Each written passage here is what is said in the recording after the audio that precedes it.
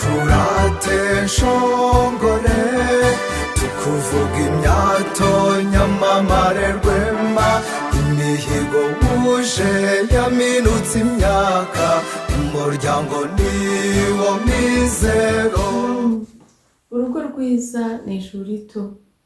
Mu rugo rwiza abashakanye bagomba kubahisha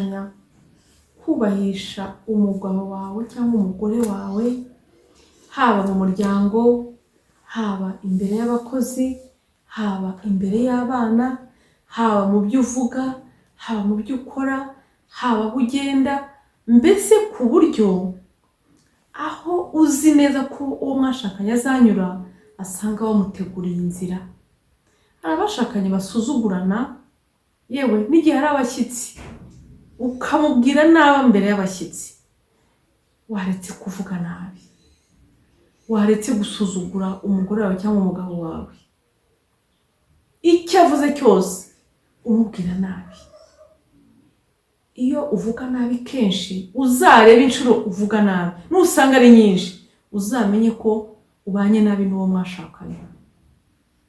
Nusanga buri gihe wisanga wavuze nabi kandi ubwira uwo mwashakanye, uzamenye ko uriho umuhohotera.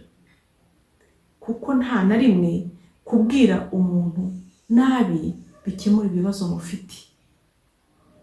Ariko hari n'igihe abantu bavuga nabi niyo nta mpamvu yo kuvuga nabi, kuko wamenyereye kuvuga nabi bihinduka umuco wawe. None se niba umuco wawe warabaye wo kuvuga nabi, urumva utageze kure? Nyagasani agukize imvugo mbi, agukize amagambo mabi, maze akumurikire, aguhe umugisha we, nawe ube mwashakanye umugisha. Imana ikuyobore kandi umugisha wayo uhoreho urakabaho.